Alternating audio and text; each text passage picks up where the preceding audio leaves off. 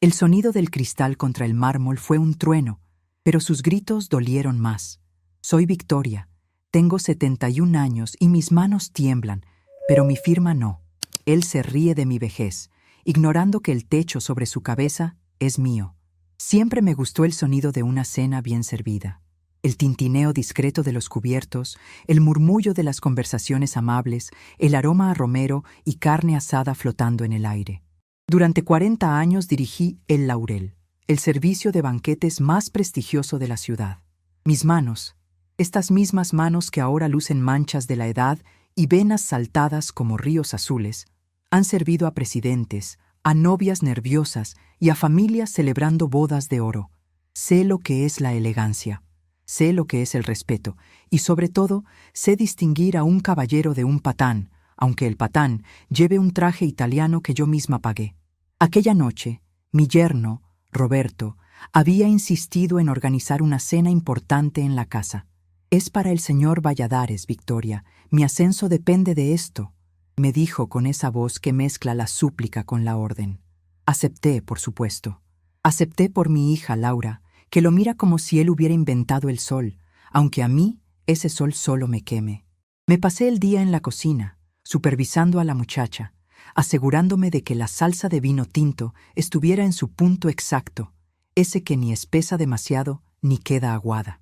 Cuando llegaron los invitados, me puse mi mejor vestido, un conjunto gris perla que conservo de mis tiempos mejores, y me senté a la mesa, intentando hacerme pequeña, intentando no estorbar en la gran noche de Roberto. Todo iba bien, o eso parecía. Roberto reía demasiado fuerte de los chistes sin gracia del señor Valladares, y Laura servía el vino con una sonrisa tensa, de esas que duelen en las mejillas.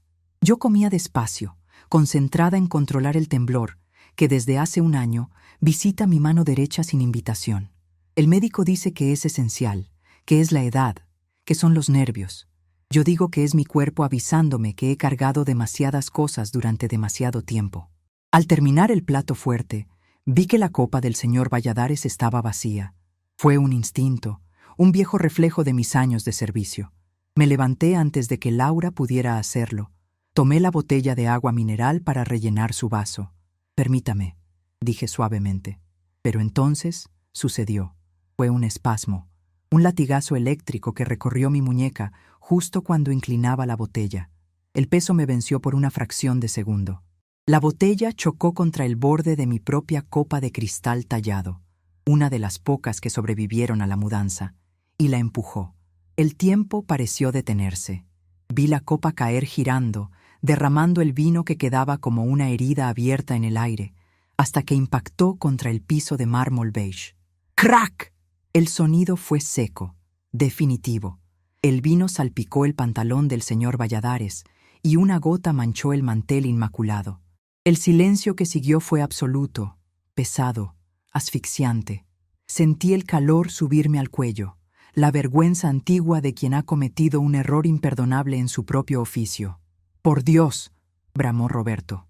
No fue un suspiro de preocupación. No fue una disculpa al invitado. Fue un grito. Se puso de pie tan bruscamente que su silla rasguñó el piso con un chillido agudo. Su rostro, habitualmente pálido, estaba rojo de ira. Me miró no como se mira a una suegra, ni siquiera como se mira a una persona.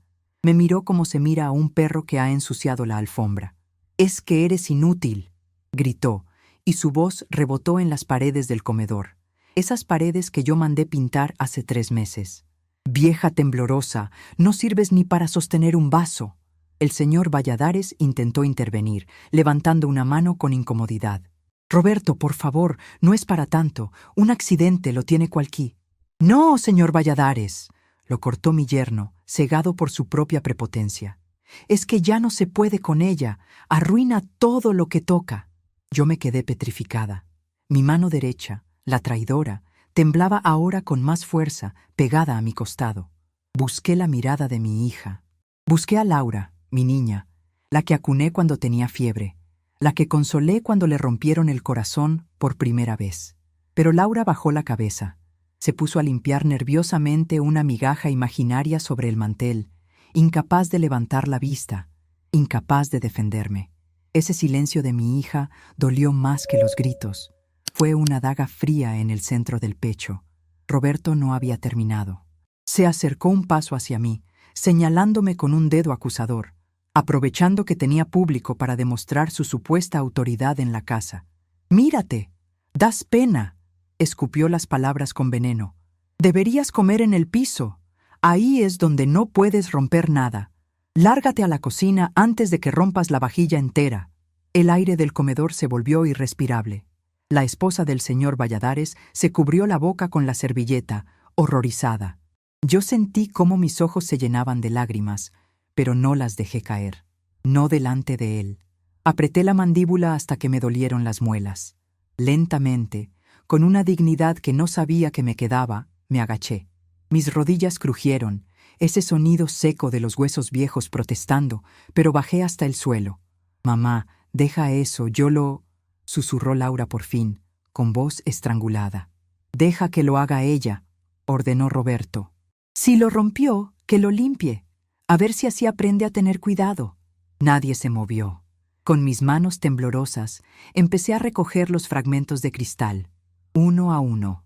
El vidrio estaba afilado. Un trozo pequeño me hizo un corte superficial en el dedo índice, y una gota de sangre, roja y brillante, se mezcló con el charco de vino oscuro en el suelo. No me importó.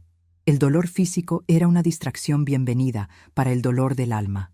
Limpié los vidrios en silencio. Sentía las miradas de todos clavadas en mi espalda encorvada.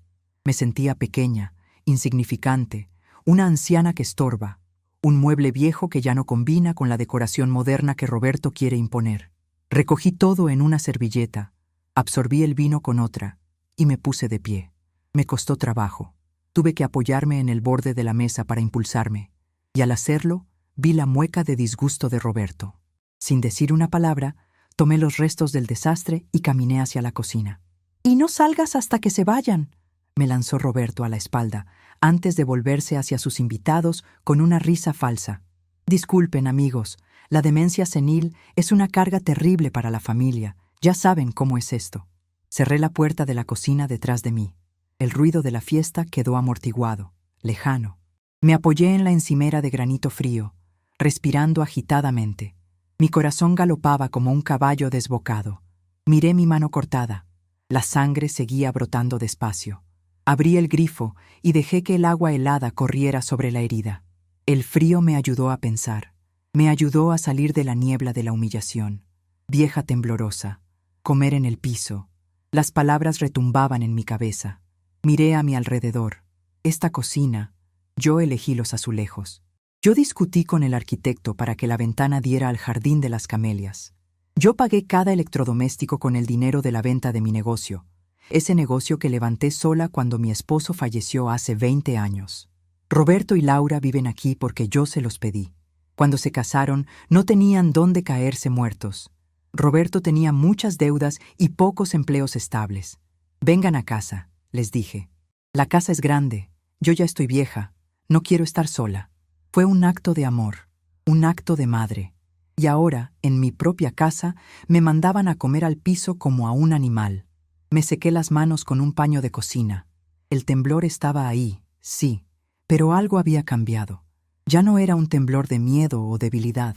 Ahora era una vibración de furia contenida, una energía oscura y potente que empezaba a despertar en mi estómago. Caminé hacia la pequeña despensa donde guardo mis cosas personales, lejos de la vista de Roberto. Allí, en un rincón, estaba mi bastón. No es un bastón cualquiera. Es un bastón de madera de ébano con una empuñadura de plata maciza en forma de cabeza de león. Era de mi padre. Pesa. Es sólido. Es un arma si se necesita, pero sobre todo es un símbolo de autoridad. Lo tomé. El frío de la plata en mi palma me dio seguridad. Me senté en el taburete de la cocina y esperé. Escuchaba las risas forzadas en el comedor. Escuchaba a Roberto jactarse de proyectos que no eran suyos, intentando impresionar a un jefe que claramente lo despreciaba por lo que acababa de ver. Porque un hombre que trata así a una anciana, a su suegra, delante de desconocidos, no es un hombre de fiar. El señor Valladares lo sabía. Yo lo sabía. Solo Roberto, en su inmensa estupidez, creía haber ganado. Pasó una hora. quizás 2. El café se sirvió sin mí. El postre se comió sin mí. Yo permanecí en la penumbra de la cocina, acariciando la cabeza del león de plata, repasando mentalmente cada cláusula, cada papel, cada documento que guardaba en el despacho. Durante años me hice la tonta. Me hice la sorda ante los comentarios sarcásticos de Roberto sobre mi ropa, sobre mis manías, sobre mis gastos.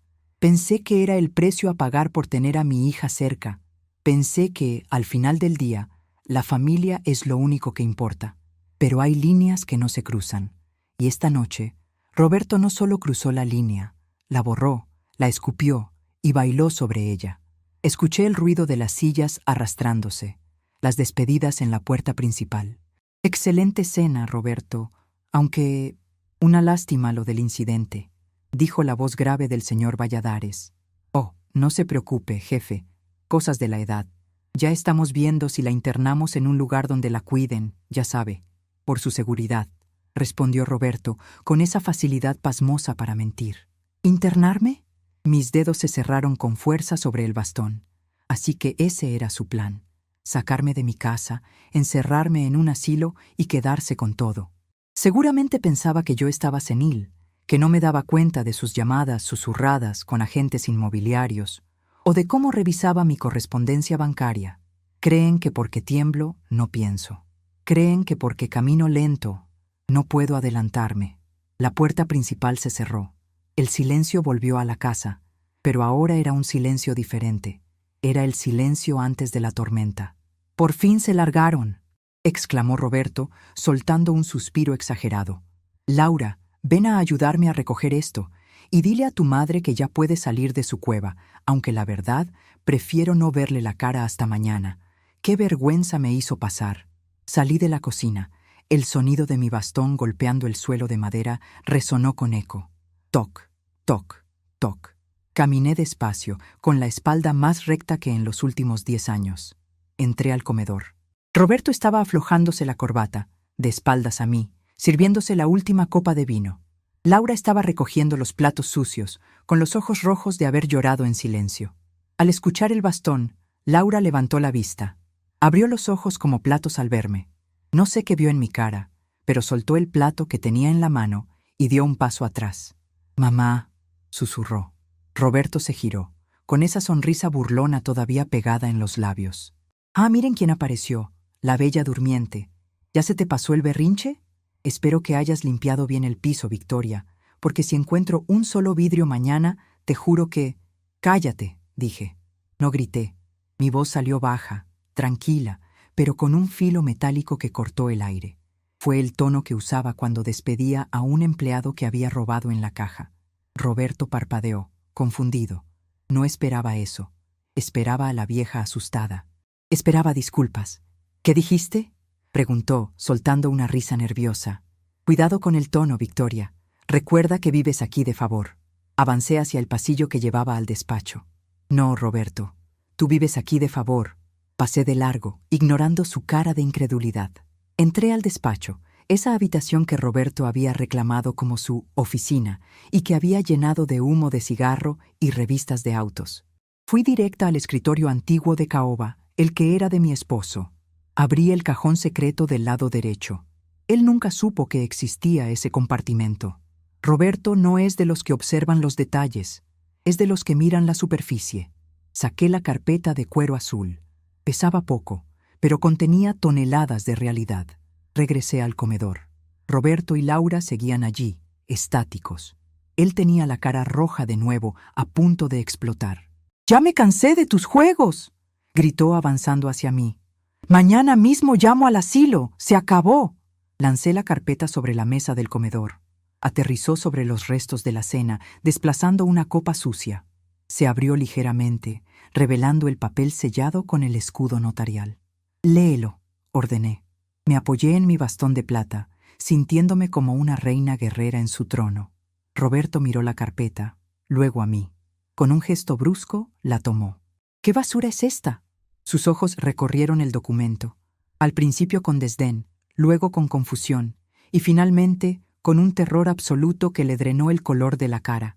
Sus manos empezaron a temblar mucho más de lo que jamás han temblado las mías. Esto es la escritura de la casa, balbuceó. Exacto, dije, disfrutando cada sílaba. La casa está a mi nombre, única propietaria, en usufructo vitalicio. Y tú, Roberto, no figuras ni en las notas al pie de página. Pero Laura dijo que... Miró a mi hija, buscando un salvavidas. Laura no dijo nada. Laura miraba el suelo, avergonzada de su propia cobardía, pero también vi un destello de alivio en sus ojos. Laura no tiene nada que ver aquí, continué, dando un paso adelante, obligándolo a retroceder. Esta es mi casa. Estos son mis muebles. Ese piso del que te burlas es mi piso. Y tú acabas de perder el derecho a pisarlo. No puedes hacerme esto. Tenemos derechos. Llevamos años aquí. Roberto intentaba recuperar su arrogancia, pero se le deshacía entre las manos. Tienes razón. Llevan años aquí, viviendo gratis, comiendo mi comida, gastando mi pensión, y yo lo permití por amor a mi hija. Pero esta noche, señalé el lugar donde se había roto la copa. Esta noche me dejaste claro que para ti soy un estorbo que debe comer en el suelo. Hice una pausa, dejando que el silencio pesara. Pues bien, Roberto, si tanto te gusta el suelo vas a tener mucho tiempo para conocerlo, pero será el de la calle. Victoria, por favor, estaba estresado, fue el vino, el señor Valladares. Empezó a suplicar, cambiando su tono de matón a mendigo en un segundo. Es patético ver lo rápido que caen los tiranos cuando se les quita el pedestal. Tienes hasta el amanecer, dije, con una frialdad que me sorprendió a mí misma. Quiero tus cosas fuera de mi casa. Y si no te has ido para cuando salga el sol, llamaré a la policía. Tengo amigos en la comisaría que estarán encantados de sacar la basura por mí. Me giré hacia mi hija. ¿Y tú, Laura? Tú tienes que decidir si te vas con este hombre que humilla a tu madre o si recuerdas quién te crió y te quedas a recuperar tu dignidad. No esperé respuesta. Me di la vuelta y caminé hacia mi habitación, escuchando el golpe rítmico de mi bastón de plata contra el suelo. Toc, toc, toc. Detrás de mí, escuché el sonido de Roberto dejándose caer en una silla, derrotado. Pero yo no sonreí. Aún no. Esto apenas comenzaba. Había recuperado mi voz, pero todavía tenía que limpiar mi casa de toda la suciedad acumulada durante años. Y no me refería al polvo. Entré a mi cuarto y cerré con llave. Mis manos seguían temblando. Sí, pero esta vez, por primera vez en mucho tiempo, no era por miedo. Era por la adrenalina de la justicia. Me miré en el espejo del tocador. La vieja temblorosa había desaparecido. La mujer que me devolvía la mirada tenía fuego en los ojos. Mañana sería un día largo, pero esta noche dormiría como una reina. No dormí. No pude.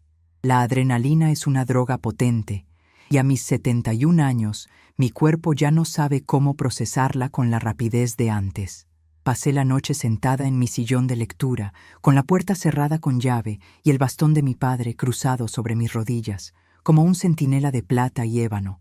Escuché los murmullos al otro lado de la puerta, las pisadas furiosas de Roberto y el llanto ahogado de Laura. Pero nadie tocó. Nadie se atrevió a girar el pomo. El miedo, descubrí con una satisfacción amarga, es un excelente cerrojo. Cuando los primeros rayos de sol, pálidos y tímidos, se filtraron por las cortinas de terciopelo, me levanté. Mis articulaciones protestaron, rígidas por la inmovilidad, pero mi mente estaba clara, cristalina, como esa copa antes de romperse. Me acerqué a la ventana y miré el jardín. Las camelias estaban floreciendo, indiferentes al drama humano que ocurría dentro de la casa. Necesitaba saber exactamente dónde estaba parada.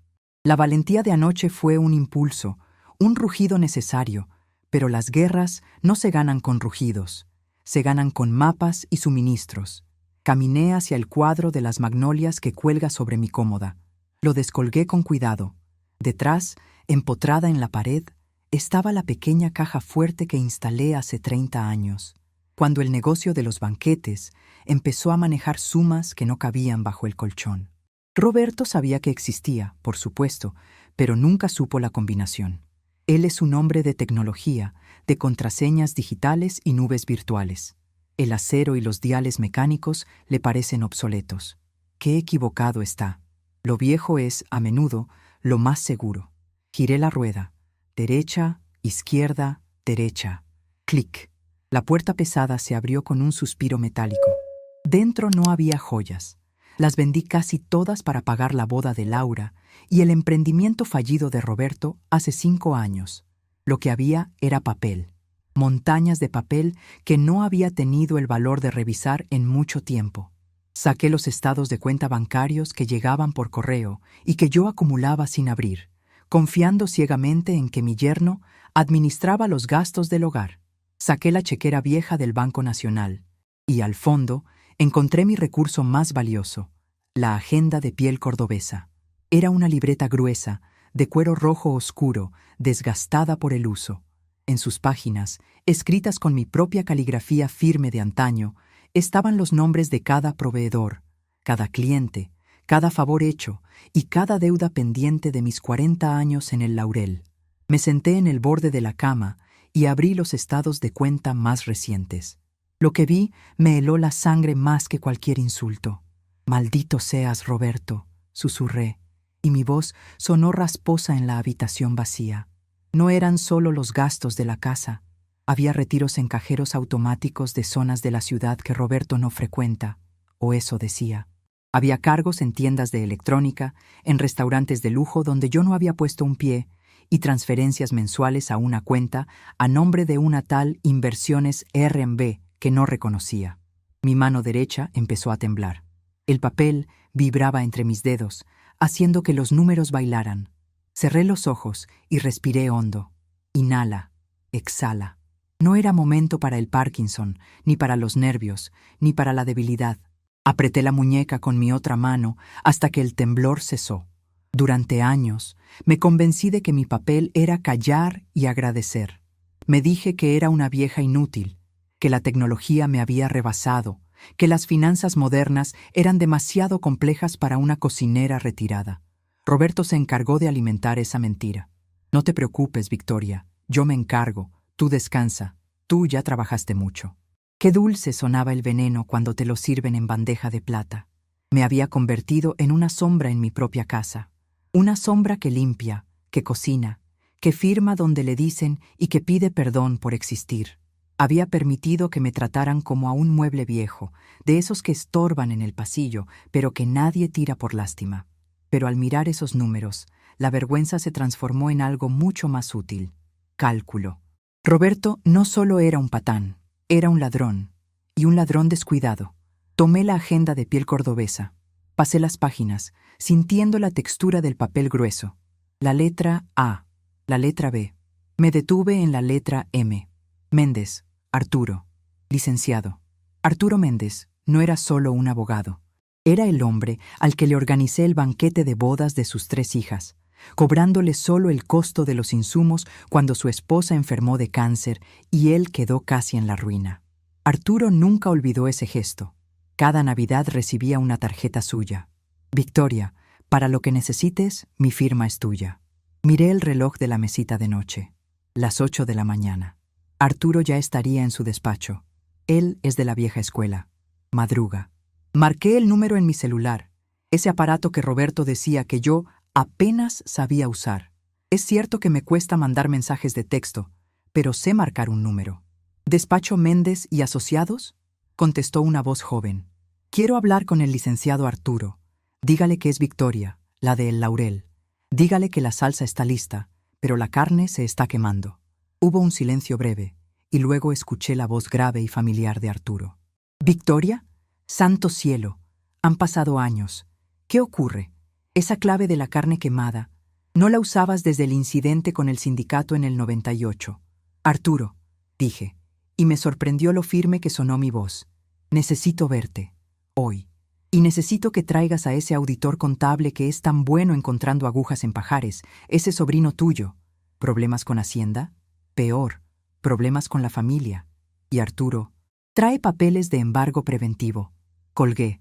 Una sensación de poder, fría y sólida, se asentó en mi estómago.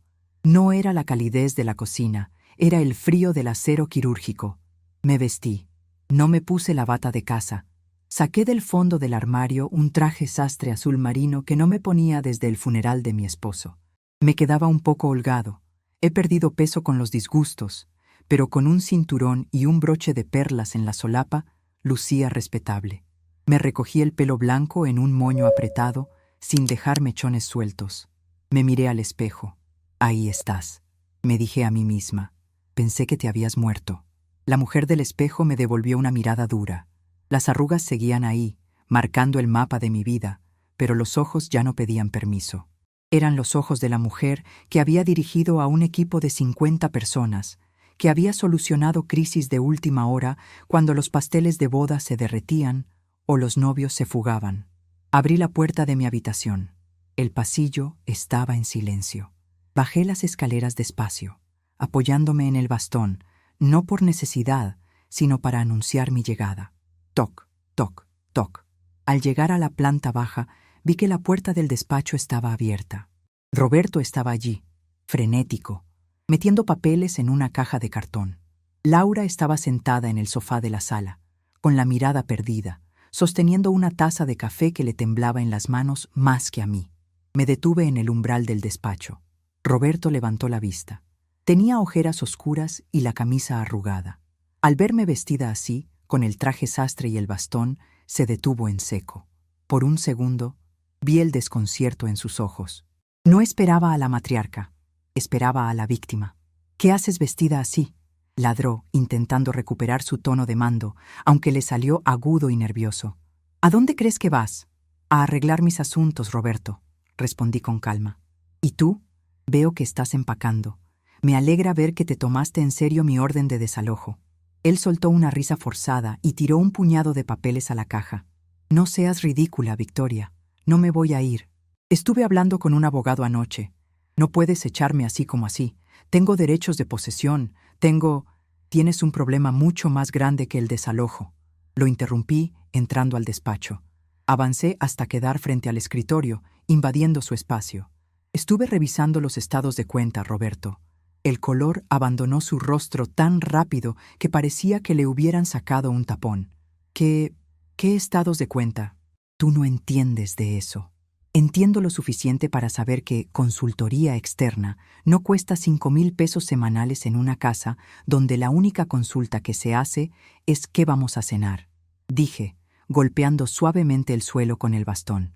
Y entiendo que falsificar mi firma en cheques es un delito federal. Roberto tragó saliva. Miró hacia la sala, asegurándose de que Laura no estuviera escuchando, aunque sabía que mi hija estaba demasiado sumida en su propia miseria para prestar atención.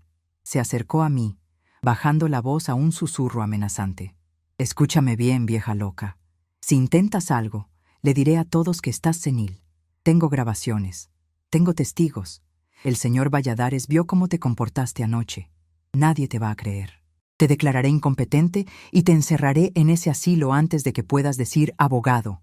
Ahí estaba, la amenaza desnuda, la confirmación de que me subestimaba hasta la médula.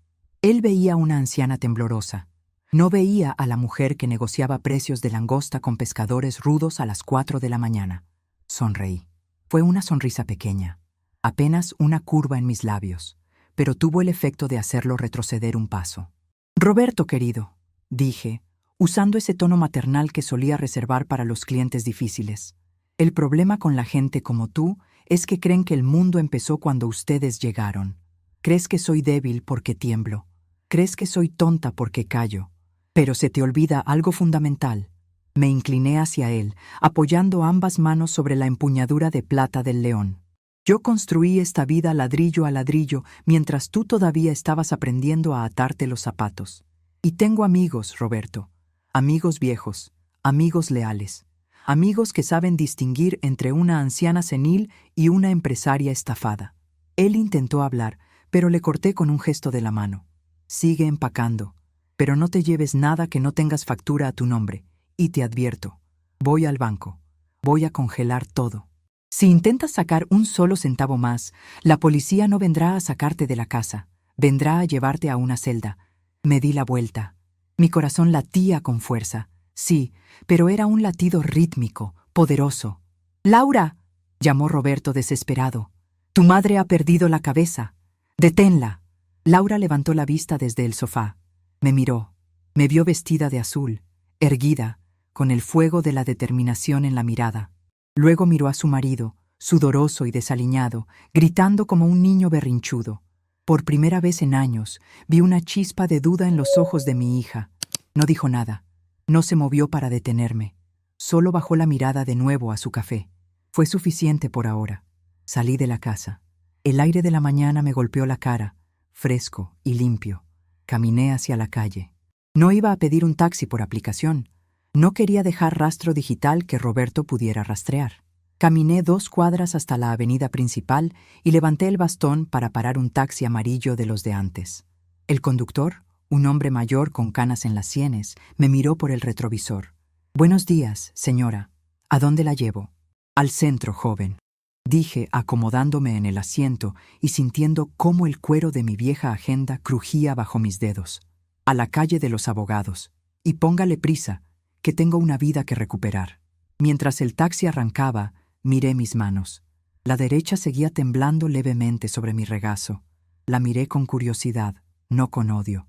«Tiembla todo lo que quieras», le susurré. «Mientras no sueltes la presa, puedes temblar».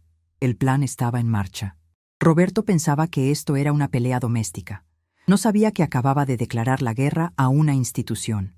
Y el laurel nunca, jamás, ha dejado un plato sin terminar. El despacho de Arturo olía a tabaco de pipa y a madera vieja, un aroma que me tranquilizó al instante. Era el olor de la seriedad, de los tratos que se cierran con un apretón de manos y se respetan hasta la muerte. Arturo, con sus cejas pobladas y blancas como la nieve, revisaba los papeles que yo había sacado de mi caja fuerte. A su lado, su sobrino Beto, un muchacho listo con anteojos gruesos y una computadora portátil, tecleaba frenéticamente cruzando datos. «Es peor de lo que pensabas, Victoria», dijo Arturo, quitándose los lentes para frotarse el puente de la nariz. «No solo ha estado drenando la cuenta de ahorros. Ha hipotecado una parte del terreno trasero, falsificando tu firma con un poder notarial que revocamos hace 3 años. Sentí una punzada en el estómago, pero no dejé que mi mano temblara. Apreté la empuñadura de plata de mi bastón. «¿Cuánto?», pregunté, seca. Beto giró la pantalla hacia mí. La cifra tenía demasiados ceros. Era el dinero de mi vejez, el dinero que pensaba dejarle a Laura, el sudor de 40 años de banquetes. «Inversiones RB es una empresa fantasma, tía Victoria», explicó Beto, respetuoso. «La dirección fiscal es un lote baldío en las afueras. Todo el dinero que Roberto invertía iba directo a una cuenta en las Islas Caimán, y de ahí regresaba a otra cuenta personal a nombre de él solo. Es un esquema torpe, de aficionado, pero efectivo si nadie revisa los libros. O si la dueña es una vieja temblorosa», completé con amargura. Arturo se inclinó sobre el escritorio, entrelazando sus dedos manchados de tinta. «Podemos ir a la policía ahora mismo. Con esto lo metemos preso por fraude, abuso de confianza y falsificación de documentos». Negué con la cabeza lentamente. La cárcel era el destino final, sí, pero Roberto necesitaba entender algo antes de eso. Necesitaba entender que no se muerde la mano que te da de comer, y mucho menos se la humilla. «No todavía», dije, y mi voz sonó como el chasquido de un látigo. «Primero quiero cortarle el aire. Quiero que sienta cómo se asfixia en su propia arrogancia. Bloqueen todo». «¿Todo?», preguntó Beto. «¿Incluso las tarjetas de crédito adicionales que usa tu hija?» «Todo», confirmé, aunque el corazón se me arrugó un poco al pensar en Laura. Pero a veces, para curar una gangrena, hay que cortar tejido sano. Quiero que hasta para comprar un chicle necesiten mi autorización. Congela las cuentas, revoca los poderes y notifica al banco que cualquier movimiento requiere mi huella digital presencial». Arturo sonrió, una sonrisa lobuna que me recordó por qué era el mejor abogado de la ciudad en sus tiempos. «Considéralo hecho.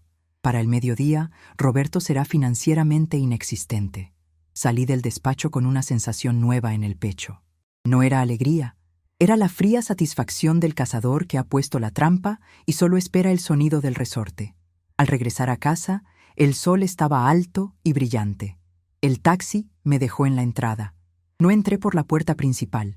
Fui directo a la entrada de servicio que da a la cocina, mi territorio. La casa estaba en un silencio sospechoso.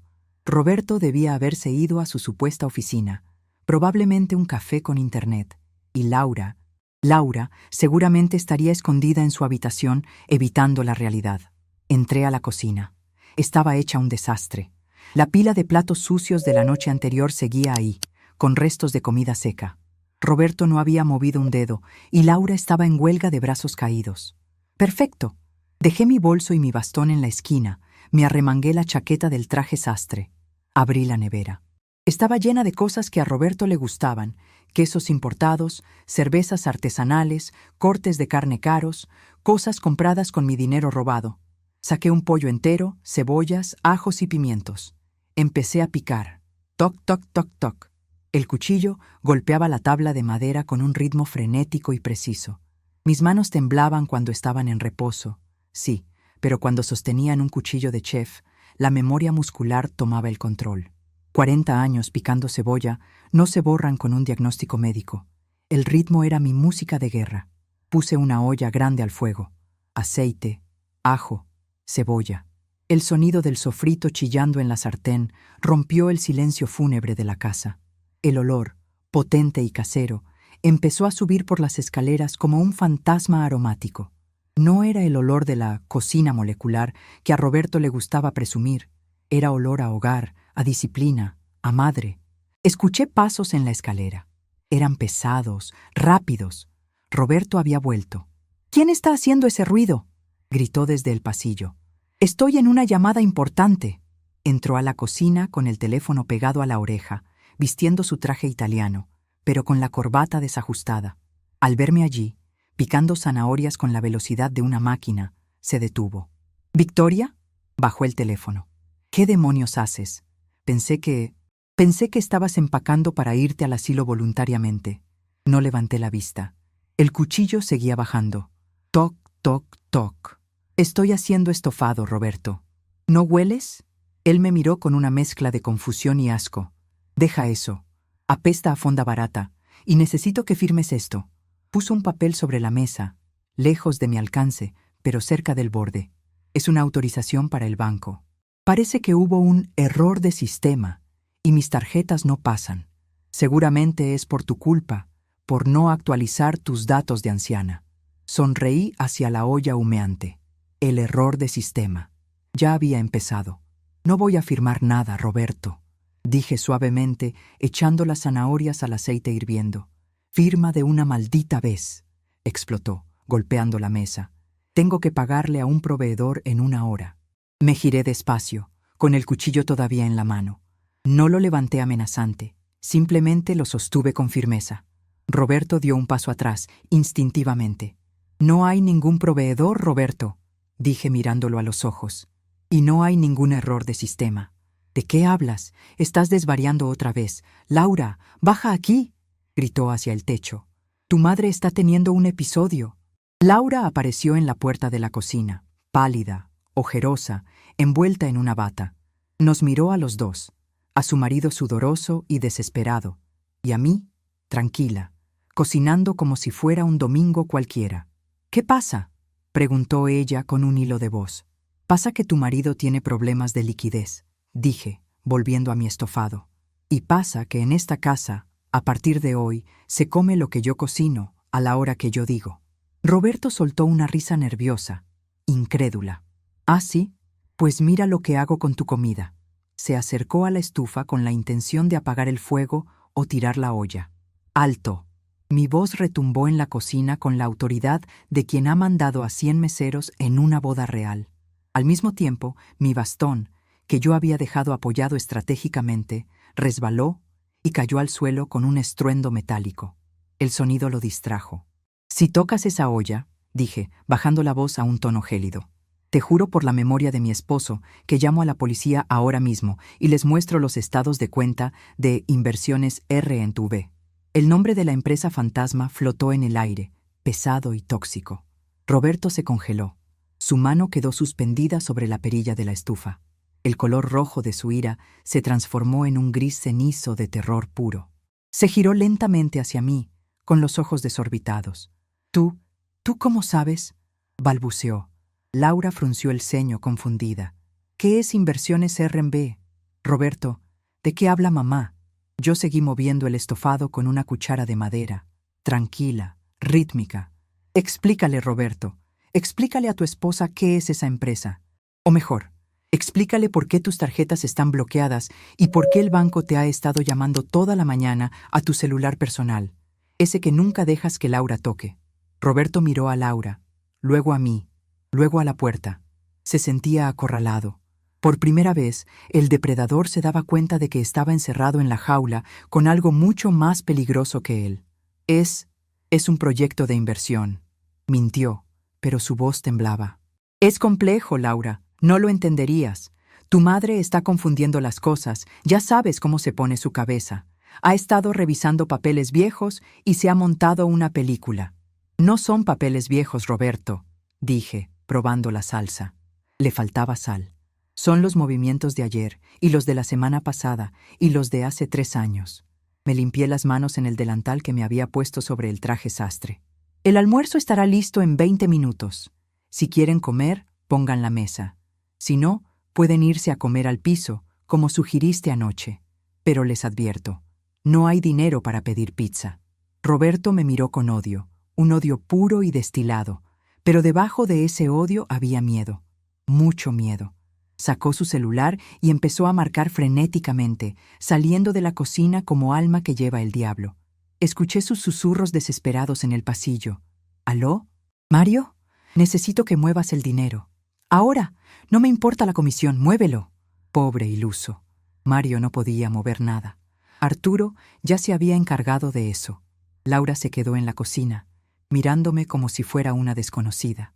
Se acercó un paso, temerosa. Mamá, ¿es verdad lo que dijiste del dinero? Dejé la cuchara y la miré. Mi niña, mi pobre niña ciega que se había enamorado de un espejismo. Hija, he estado ciega mucho tiempo, pero ya no. Y tú vas a tener que decidir si quieres abrir los ojos o seguir viviendo en la oscuridad con él. Pero él dice que tú estás enferma, que inventas cosas. Saqué del bolsillo de mi chaqueta un papel doblado.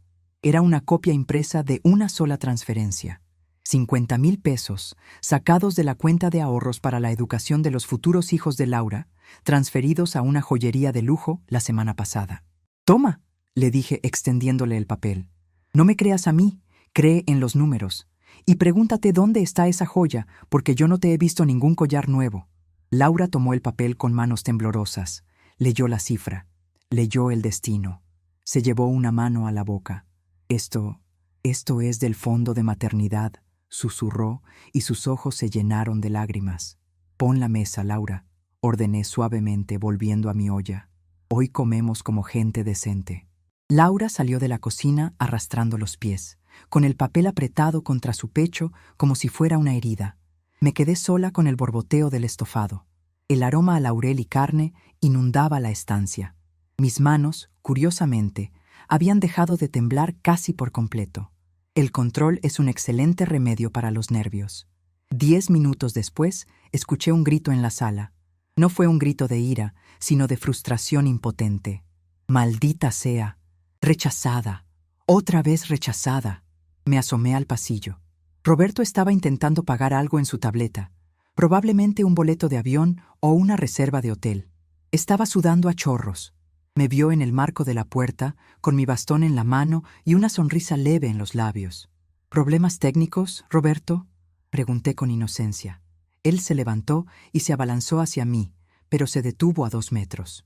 Había algo en mi postura, algo en la forma en que sostenía la cabeza de león de plata, que le impedía acercarse más. «Desbloquea las cuentas», siseó. «Ahora mismo. No sabes con quién te estás metiendo». «Oh, creo que sé exactamente con quién me estoy metiendo», respondí. «Con un hombre que grita a las ancianas, pero llora cuando le quitan la tarjeta de crédito. Te voy a destruir, Victoria. Voy a hacer que te declaren loca. Voy a...». En ese momento, el timbre de la puerta sonó, un sonido agudo y prolongado. Roberto y yo nos miramos. Él parecía esperar un milagro. Yo sabía que no era un milagro. «Debe ser para mí», dije, caminando hacia la puerta principal. Roberto me siguió de cerca, ansioso. Abrí la puerta. En el umbral no había policía, ni médicos del asilo. Había un hombre joven con uniforme de mensajería y una caja grande. Pero detrás de él, estacionada en la acera, había una camioneta con el logotipo de la compañía de luz y otra de la compañía de Internet. «¿Señora Victoria?», preguntó el técnico de la luz, acercándose con una orden de trabajo en la mano.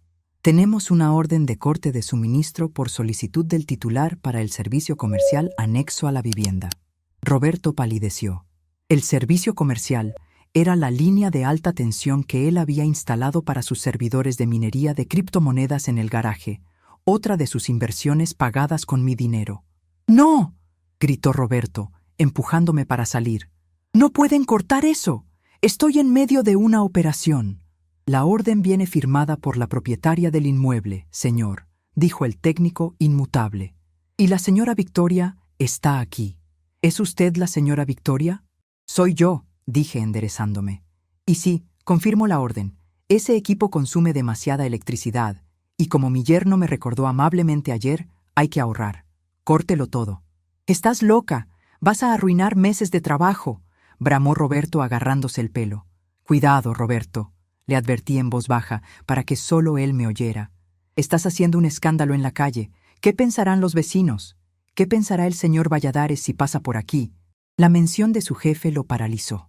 Miró a los técnicos, miró a los vecinos que empezaban a asomarse. Se tragó su furia, pero sus ojos prometían venganza. «Esto no se queda así», murmuró, retrocediendo hacia la casa.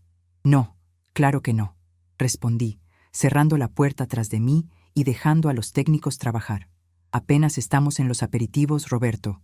Todavía falta el plato fuerte». Regresamos al comedor. Laura había puesto la mesa.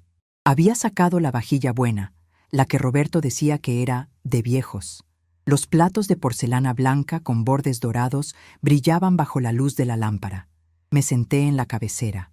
Mi sitio. El sitio que había cedido estúpidamente durante años. Roberto se sentó a mi derecha, hosco, revisando su celular que ahora solo servía para recibir notificaciones de pagos rechazados. Laura se sentó a la izquierda, con los ojos rojos y el papel de la transferencia todavía junto a su plato. Serví el estofado. El vapor subió, delicioso y reconfortante. «Come, Roberto», dije, sirviéndole una porción generosa. «Necesitas fuerzas. Mañana va a ser un día muy largo para ti». Él miró el plato con desprecio, pero el hambre pudo más. Tomó el tenedor y pinchó un trozo de carne. Se lo llevó a la boca.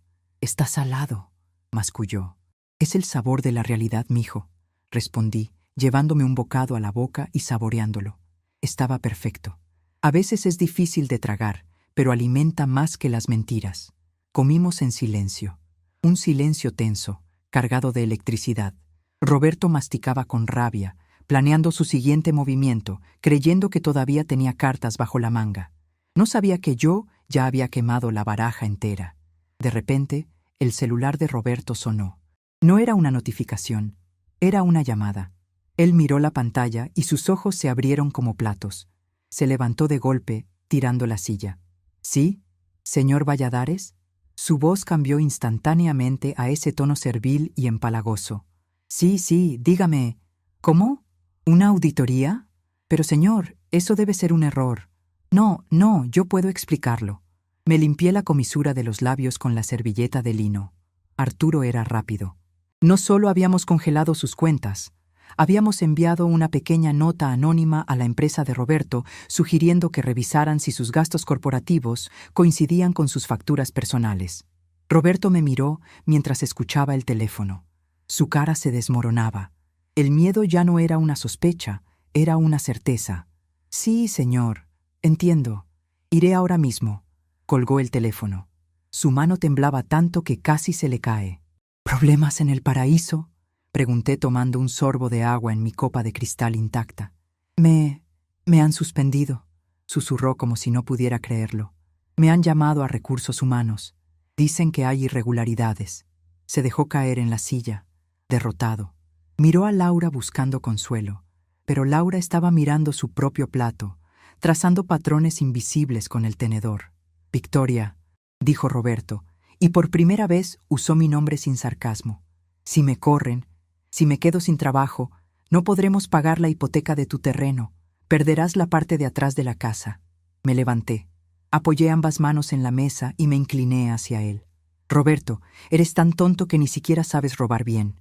El terreno de atrás ya no está hipotecado. Pagué la deuda esta mañana con el dinero que te quedaba en la cuenta de gastos varios antes de congelarla. Él abrió la boca, pero no salió ningún sonido. Ahora termina tu estofado, ordené, tomando mi bastón y caminando hacia la sala. Y después, lava los platos. Con cuidado. Si rompes uno, te lo cobro. Y créeme, mis precios han subido. Me senté en mi sillón favorito. El temblor en mis manos había desaparecido por completo. Escuché el tintineo de los cubiertos en el comedor. Sonaba diferente hoy. No sonaba a miedo, sonaba a victoria. Pero sabía que Roberto no se rendiría tan fácil. Las ratas, cuando están acorraladas, muerden, y él todavía tenía dientes. Miré hacia la puerta del despacho. Aún quedaba la estocada final. La carpeta azul que le había mostrado anoche era solo el comienzo. Lo que Arturo y yo estábamos preparando para mañana, eso no sería un desalojo. Sería una demolición. Cerré los ojos y escuché. El silencio de la casa ya no me oprimía. Ahora la casa respiraba conmigo. Sostén el vaso, Victoria, me susurré. Sosténlo fuerte. El silencio de los ventiladores fue lo primero que noté. Esas máquinas infernales que Roberto tenía en el garaje, zumbando día y noche como un enjambre de avispas metálicas, se habían callado por fin. Sin electricidad en esa sección de la casa, su imperio digital era solo un montón de chatarra costosa acumulando polvo. Roberto caminaba de un lado a otro de la sala, sudando a mares. Sin el aire acondicionado central, que también ordené cortar para ahorrar energía, su traje italiano se le pegaba al cuerpo como una segunda piel asfixiante. Parecía una bestia enjaulada, buscando una salida que no existía. «Esto es ilegal, Victoria», gritó, aflojándose la corbata con un tirón violento. «No puedes dejarme sin luz para trabajar. Tengo servidores que necesitan refrigeración». Yo estaba sentada en mi sillón, con la agenda de piel cordobesa abierta sobre las rodillas. Pasé una página con calma, ignorando su berrinche. «Según tú, esos servidores eran para un proyecto de la empresa. Si es así, llévatelos a la oficina». «Ah, cierto. Olvidaba que Recursos Humanos te tiene bajo la lupa. Quizás no sea buena idea aparecerte por allá con equipo no autorizado». Roberto se detuvo en seco. Sus ojos inyectados en sangre me miraron con un odio que ya no disimulaba. «Laura, dile algo a tu madre», ordenó, girándose hacia mi hija, que estaba encogida en el sofá, abrazando un cojín como si fuera un escudo. «Dile que reactive la luz, o juro que...» «¿Juras qué, Roberto?», interrumpió Laura. Su voz era débil, pero había algo nuevo en ella, una grieta en la devoción ciega. «¿Juras que nos vas a gritar otra vez? ¿O que vas a romper otro vaso para culpar a mamá?» Él la miró, sorprendido por la réplica, pero la desesperación lo empujaba hacia adelante. Se sacó un documento del bolsillo interior del saco, un papel arrugado que había estado guardando como su última carta. «No tengo tiempo para esto. Laura, firma aquí». Puso el papel sobre la mesa de centro y le tendió un bolígrafo de oro. «Es una autorización de emergencia.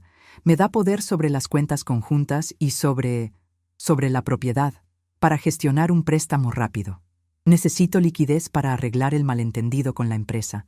Si no pago hoy, me demandan». Laura miró el papel. Sus manos temblaban. «¿Hipnotecar la casa? Pero Roberto, mamá dijo que...» «Tu madre no sabe lo que dice», bramó él, inclinándose sobre ella, usando su tamaño para intimidarla. «Firma, maldita sea. Es por nuestro futuro». El sonido de mi bastón golpeando el suelo de madera rompió la tensión. Toc, toc, toc. Me levanté despacio. El dolor en mis articulaciones era un viejo conocido, pero hoy la adrenalina lo mantenía a raya. Avancé hacia ellos. «No firmes nada, hija». Roberto se giró hacia mí con el rostro desencajado. «Tú no te metas, vieja bruja. Esto es entre mi esposa y yo».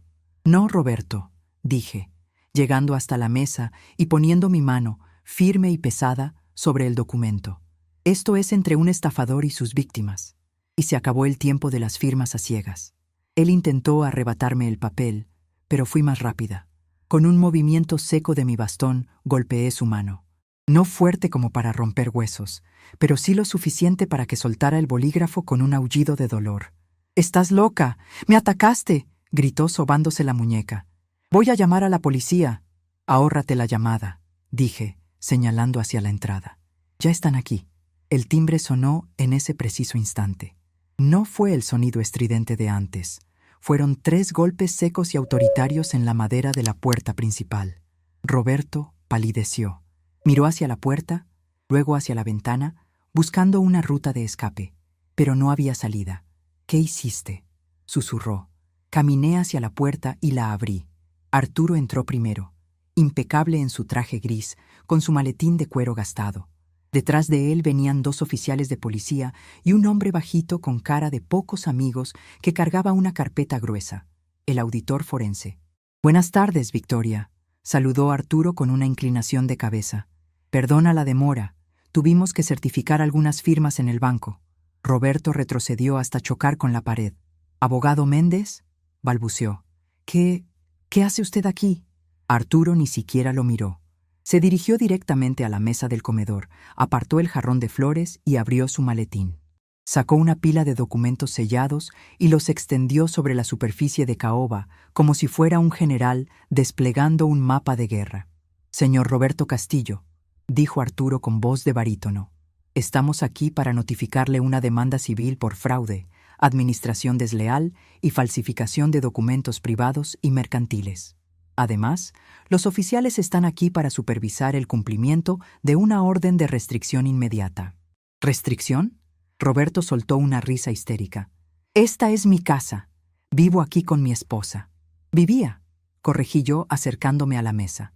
Tomé uno de los documentos que Arturo había traído. Era una copia ampliada de un cheque. «Laura, ven aquí», llamé a mi hija. Laura se levantó del sofá, con las piernas temblorosas, y se acercó. «Mira esto, mi amor. Mira la firma». Laura observó el papel. Era un cheque por 80,000 pesos, emitido hace 2 meses a nombre de Servicios de Consultoría R&V. La firma al pie era Victoria S. «Es tu firma, mamá», dijo Laura confundida. «Mírala bien», insistí, poniendo mi dedo índice sobre el trazo. «Mira la W. Yo siempre hago la W con un bucle al inicio. Es una costumbre de la escuela de monjas. Esta W es recta. Y mira el trazo final. Es firme». Levanté mi mano derecha y la dejé suspendida en el aire. Empezó a temblar. Ese movimiento rítmico e incontrolable que tanto avergonzaba a Roberto. «Mi mano tiembla, hija. Tiembla desde hace 1 año. ¿Tú crees que yo podría haber hecho este trazo tan perfecto y recto hace 2 meses?»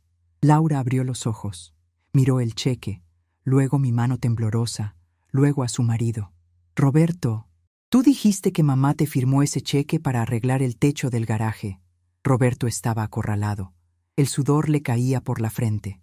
Ella tuvo un buen día. A veces no le tiembla. Está fingiendo». «Hay 50 cheques más como este, Roberto», intervino Arturo, sacando más copias. «Todos con la misma firma perfecta. Todos desviando fondos a cuentas que tú controlas. Y lo más interesante, el perito calígrafo confirmó esta mañana que la presión del bolígrafo coincide exactamente con tu escritura, no con la de Victoria». El silencio que siguió fue absoluto. Solo se escuchaba la respiración agitada de Roberto. «Pero eso no es todo», dije, sacando mi as bajo la manga. «La agenda de piel cordobesa. Arturo, muéstrale a Laura el desglose de gastos de representación». Arturo le entregó a Laura una hoja de cálculo impresa. «Inversiones R&V no es una empresa de tecnología, Laura», explicó Arturo con suavidad. «Es una fachada. El dinero que salía de las cuentas de tu madre y de tus ahorros no iba a servidores ni a criptomonedas». Laura leyó la lista. Sus labios se movían mientras leía los conceptos. Hotel Bellavista, Suite Presidencial, Joyería La Esmeralda, Casino Royal, concesionaria de autos deportivos. Se detuvo en una línea. Levantó la vista, con los ojos llenos de lágrimas. «¿Tratamientos de fertilidad?», preguntó con voz rota. «Roberto, aquí dice que pagaste 50,000 pesos a una clínica de fertilidad hace 6 meses. Pero tú me dijiste que no teníamos dinero para eso, que teníamos que esperar». Roberto no respondió. Miraba el suelo, derrotado. «No fue para ti, Laura», dije, y me dolió el alma tener que romperle el corazón a mi hija para salvarle la vida. Arturo investigó. «La paciente registrada en esa clínica no eres tú. Es una tal Vanessa K. El mundo de Laura se derrumbó en ese instante. El hombre que la había convencido de que su madre era una carga, el hombre que le gritaba por un vaso roto, no solo era un ladrón, era un traidor en el sentido más íntimo de la palabra. Laura soltó el papel, cayó al suelo, flotando suavemente hasta aterrizar cerca de los zapatos lustrados de Roberto. ¿Es verdad?, preguntó ella. No gritó. Fue un susurro cargado de una decepción tan profunda que dolía más que cualquier insulto. Roberto levantó la vista. Ya no había arrogancia, solo el instinto de supervivencia de una rata. Laura, bebé, déjame explicarte. Ella no significa nada, solo fue un error. Yo lo hice por nosotros, quería darte un hijo y... ¡Cállate!, gritó Laura. Fue un grito que salió de sus entrañas, un rugido que había estado contenido durante años de sumisión. Se llevó las manos a la cara y sollozó. Yo di un paso adelante, interponiéndome entre mi hija y él. Levanté mi bastón y apunté con la cabeza de león plateado a su pecho. Se acabó el banquete, Roberto. Te has comido todo. Te has bebido mi vino, has gastado mi dinero y has roto el corazón de mi hija. Pero la cuenta ha llegado. Me giré hacia los oficiales. Oficiales, este hombre no tiene contrato de arrendamiento, no tiene título de propiedad, y su presencia aquí representa una amenaza para mi seguridad y la de mi hija. Quiero que lo saquen de mi casa. Ahora. Uno de los policías, un hombre robusto con bigote, dio un paso adelante. Señor Castillo, tiene 5 minutos para recoger sus efectos personales esenciales. Si se resiste, lo sacaremos a la fuerza. Roberto miró a los policías, luego a Arturo y finalmente a mí. Su rostro se contorsionó en una mueca de odio puro. Esto no se va a quedar así, Victoria. Voy a impugnar todo. Voy a decir que me coaccionaron. Soy el hombre de la casa. Tú nunca fuiste un hombre, le respondí con una calma glacial. Solo fuiste un parásito con corbata. Y en cuanto a impugnar, Arturo tiene copias de todo esto enviadas a tu jefe, al señor Valladares. Creo que tu preocupación ahora no debería ser esta casa, sino evitar la cárcel federal. La mención de su jefe fue el golpe final. Roberto sabía que estaba acabado. Su reputación, su trabajo, su dinero robado, todo se había evaporado en una mañana, disuelto por la tenacidad de una vieja temblorosa. Sin decir una palabra más, Roberto corrió escaleras arriba. Escuchamos el ruido frenético de cajones abriéndose y cerrándose. Laura seguía llorando en silencio, de pie junto a la mesa. Me acerqué a ella y la abracé. Sentí su cuerpo rígido al principio. Luego se ablandó y se derrumbó sobre mi hombro, llorando como cuando era una niña y se raspaba las rodillas. Lo siento, mamá. Lo siento tanto, sollozaba. Ya pasó, mi niña. Ya pasó. Le acaricié el pelo, sintiendo mis propias lágrimas amenazar con salir, pero conteniéndolas. Yo tenía que ser el pilar ahora. Lo importante es que ya despertaste. Minutos después, Roberto bajó con una maleta apresurada. Los policías lo escoltaron hacia la puerta. Al pasar junto a mí, se detuvo un segundo. «Te vas a pudrir sola en esta casa grande, vieja», escupió. Lo miré a los ojos. Mis manos, apoyadas en el bastón, estaban firmes como rocas. Prefiero estar sola en mi palacio que acompañada por una rata en la alcantarilla. Y no te preocupes por mí. Yo sé cocinar. Yo sé limpiar. Y sobre todo, Roberto, yo sé sobrevivir. Tú, en cambio, sin mi dinero, no eres nada. Los policías lo empujaron suavemente hacia la salida. Camine, señor. Vi cómo lo sacaban a la calle. Los vecinos, alertados por las camionetas de servicio y la patrulla, estaban asomados. Vi al señor Valladares, que casualmente, o quizás alertado por Arturo, pasaba en su auto, detenerse y mirar la escena con decepción absoluta. Roberto intentó esconder la cara, pero era tarde. La humillación era pública. La justicia era poética. Cuando la puerta se cerró tras él, el silencio volvió a la casa. Pero no era el silencio vacío de la mañana. Era un silencio limpio. El aire se sentía más ligero. Arturo cerró su maletín. Bien hecho, Victoria. Iniciaremos el proceso de divorcio mañana mismo, si Laura está de acuerdo. Y la demanda penal seguirá su curso. No creo que vuelva a molestarlas. Gracias, Arturo, le dije, apretando su mano. Pásame la factura. Esta vez El laurel paga precio completo. La casa invita a Victoria. Sonrió él. Por los viejos tiempos, cuando Arturo y los demás se fueron, me quedé sola con Laura en la sala. El sol de la tarde entraba por las ventanas, iluminando las partículas de polvo que danzaban en el aire. Laura se secó las lágrimas y miró alrededor, como si viera la casa por primera vez en años. ¿Y ahora qué hacemos, mamá?, preguntó con voz pequeña. Se llevó el auto, se llevó los ahorros, estamos solas. Caminé hacia la cocina. El aroma del estofado seguía allí, impregnando las paredes, recordándonos que la vida continúa. No estamos solas, hija, dije, haciéndole señas para que me siguiera. Nos tenemos a nosotras, tenemos la casa, y tengo mis manos. Entramos a la cocina.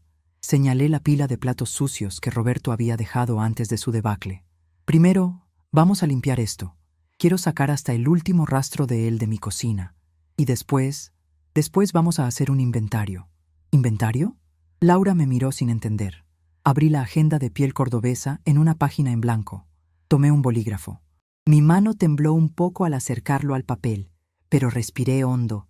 Apoyé la muñeca y escribí la primera línea con letras grandes y claras. El laurel, renacimiento.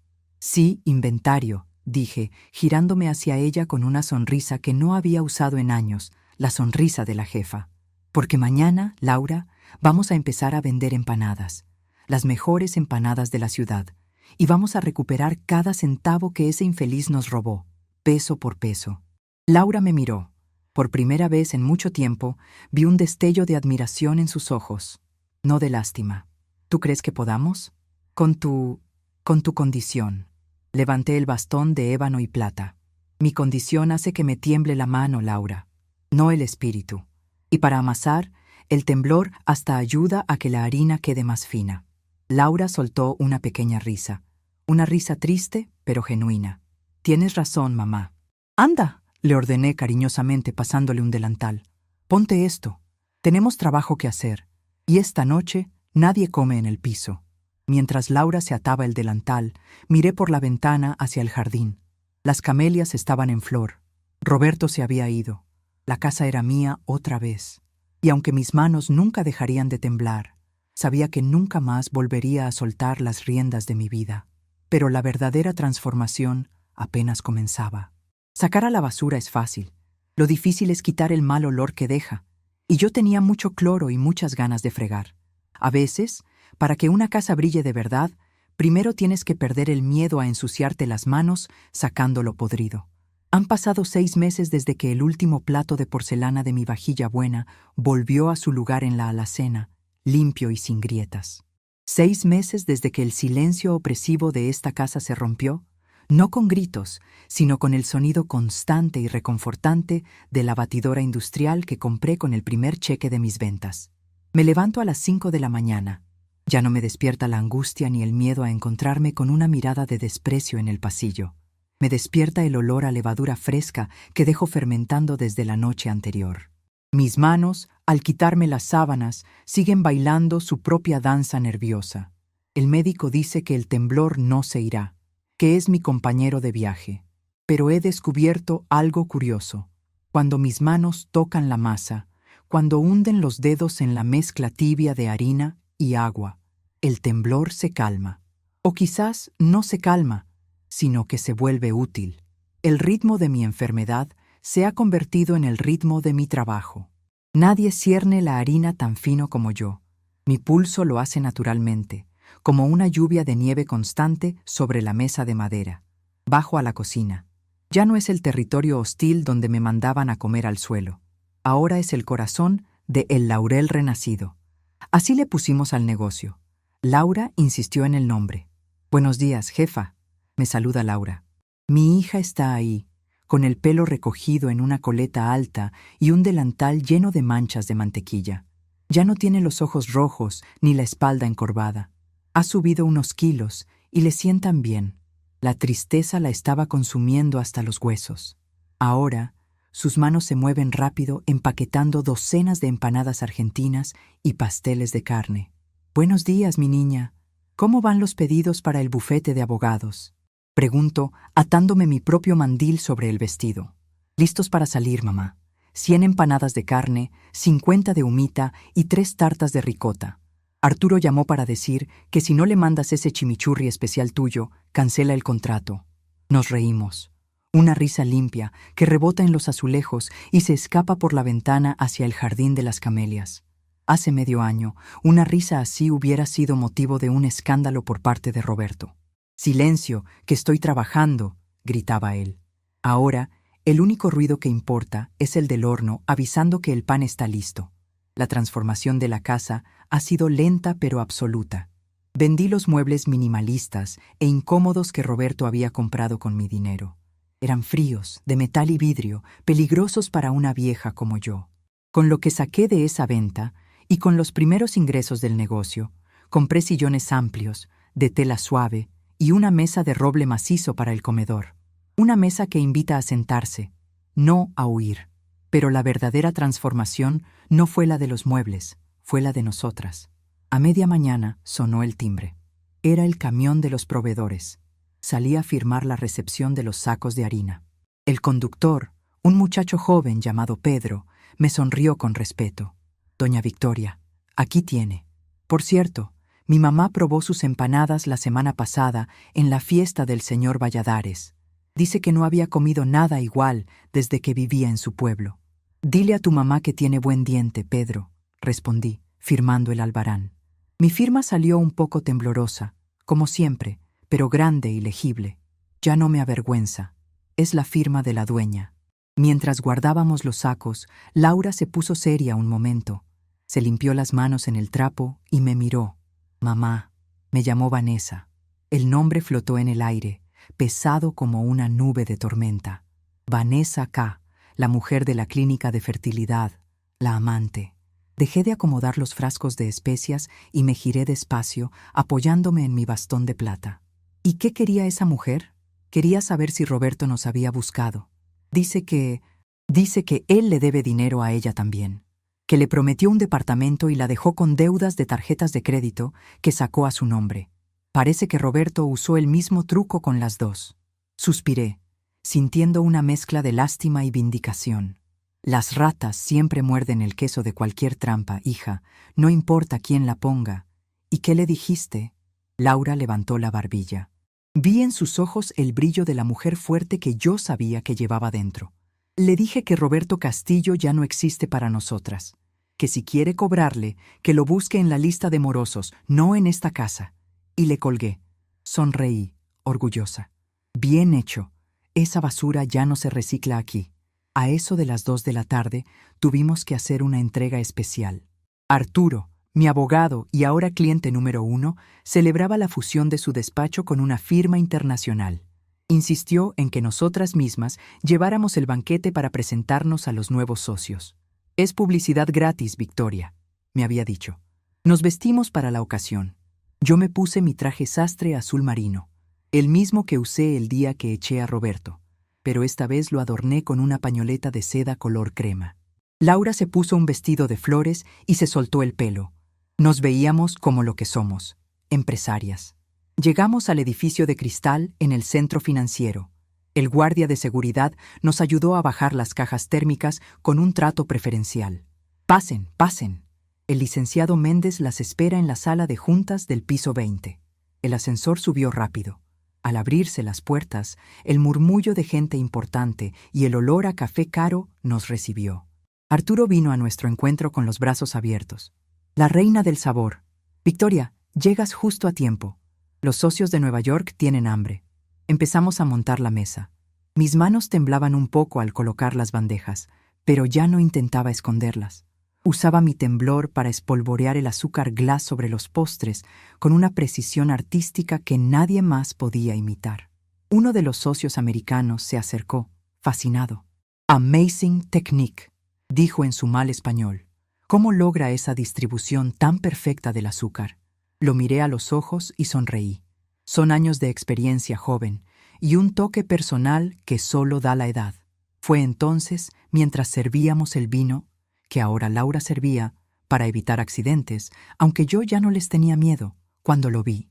A través de las puertas de cristal de la sala de juntas, en el pasillo exterior, había un hombre discutiendo con la recepcionista. Llevaba un uniforme gris desgastado, de una talla que no era la suya, y sostenía una mopa y un cubo de agua sucia. Estaba de espaldas, pero reconocería esa postura encorvada y esos gestos exagerados de manos en cualquier parte. Era Roberto. Mi corazón dio un vuelco, no de amor, ni de miedo, sino de sorpresa. Arturo se dio cuenta de mi mirada y se acercó discretamente a mi lado. «Lo siento, Victoria», susurró. «No sabía que la empresa de limpieza había mandado a este turno. Él, bueno, ha tenido dificultades para encontrar trabajo en su ramo. El señor Valladares se encargó de que su reputación en el mundo financiero quedara, digamos, inhabilitada. Ahora trabaja para Servicios Generales Rápidos. Limpia pisos». La ironía me golpeó con la fuerza de un mazo. El hombre que me gritó que yo debería comer en el piso ahora vivía de rodillas limpiándolo para otros. Roberto se giró en ese momento, frustrado porque la recepcionista no lo dejaba pasar a limpiar la sala mientras estaba la reunión. Sus ojos, rodeados de ojeras profundas y arrugas nuevas, se encontraron con los míos a través del cristal. Se quedó paralizado. Su cara pasó del rojo de la ira al blanco de la vergüenza en un segundo. Me vio. Vio a la vieja temblorosa parada en la cabecera de una mesa de caoba, rodeada de gente poderosa que comía de mi mano, literalmente. Vio a Laura a mi lado, radiante, sirviendo canapés y riendo con un abogado joven. Vio mi bastón de plata apoyado contra la silla presidencial. Él sostenía un trapo sucio. Yo sostenía una copa de cristal. Por un instante, pensé en salir. Pensé en decirle algo. Pensé en devolverle cada insulto, cada humillación, cada grito. Podría haber salido y decirle: «¿Quién come en el piso ahora, Roberto?». Pero entonces miré mis manos. Estaban tranquilas, sosteniendo la bandeja vacía. Miré a Laura, que ni siquiera se había dado cuenta de su presencia porque estaba demasiado ocupada siendo feliz. Me di cuenta de que Roberto ya no merecía ni mis palabras ni mi ira. Él era un fantasma, un mal recuerdo, y a los fantasmas no se les grita, se les ignora. Sostuve su mirada un segundo más. Luego, con una calma infinita, levanté mi copa ligeramente en un brindis silencioso. Me di la vuelta y le di la espalda. «Victoria, estas empanadas son un delito», dijo el señor Valladares, acercándose a la mesa. «Tienes que darme la receta». «Ah, señor Valladares», respondí con una sonrisa pícara. «El secreto está en la mano. Hay que saber agitar las cosas para que se asienten bien». Cuando salimos del edificio 1 hora después, con las bandejas vacías y un cheque generoso en el bolso, no vimos a Roberto por ninguna parte. Arturo nos dijo después que había pedido el cambio de turno, alegando problemas personales. Había huido, como la rata que siempre fue. El viaje de regreso a casa fue silencioso, pero fue un silencio de paz. Laura conducía la camioneta de reparto que acabábamos de comprar. A mi nombre, por supuesto. «¿Lo viste, verdad?», preguntó Laura de repente, sin apartar la vista de la carretera. «Sí, lo vi. Se veía pequeño», dijo ella. «Siempre fue pequeño, hija. Solo que nosotras estábamos de rodillas y por eso nos parecía grande. Pero ya nos levantamos. Llegamos a casa al atardecer. La luz dorada bañaba la fachada. Las camelias estaban en su punto máximo de floración, manchas rojas y blancas contra el verde oscuro de las hojas. Entramos a la cocina, cansadas, pero satisfechas. «Voy a preparar un té», dijo Laura. «Siéntate, mamá. Has estado de pie todo el día». Me senté en mi sillón favorito en la sala. Desde allí podía ver todo mi reino. El piso de mármol brillaba, limpio por nosotras, no por obligación, sino por cuidado. Saqué la agenda de piel cordobesa. Busqué la página de hoy. Anoté las ganancias. Eran buenas, muy buenas. Con este ritmo, en 1 año habríamos recuperado todo lo que Roberto robó, y quizás más. Pero el dinero ya no era lo que me quitaba el sueño. Lo que importaba era la lección. Durante años creí que mi vejez era una condena.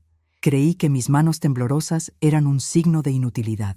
Permití que un hombre sin escrúpulos me definiera por mis debilidades físicas, ignorando mi fortaleza interna. ¿Cuántas mujeres como yo habrá allá afuera?, pensé. ¿Cuántas madres, abuelas, tías, que se hacen pequeñas para no estorbar, que aceptan las migajas de respeto porque creen que ya no sirven para hornear el pan entero, Miré mi mano derecha. Temblaba sobre el papel. Tiembla, le susurré. Tiembla todo lo que quieras, porque mientras tiembles significa que estás viva, significa que tienes energía. Laura entró con 2 tazas de té en bandejas bonitas. Se sentó frente a mí. Mamá, estaba pensando, dijo soplando el vapor de su taza. El señor Valladares mencionó que su hija se casa el próximo año. ¿Y? Y le dijo que no quiere a nadie más que a nosotras para el banquete. 300 invitados. Me quedé quieta. 300 invitados. Eso requeriría contratar personal, meseros, cocineros auxiliares. Requeriría volver a las grandes ligas. ¿Crees que puedas hacerlo, mamá? Es mucho trabajo, mucha presión. Sonreí. Sentí ese fuego antiguo, esa adrenalina que creí muerta, correr por mis venas.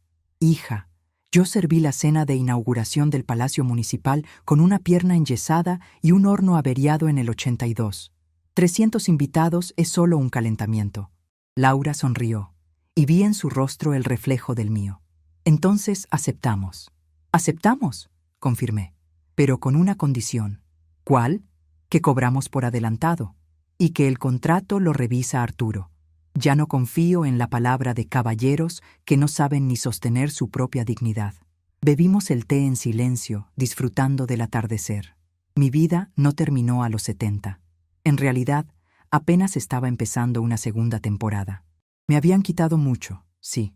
Me habían robado, humillado y subestimado.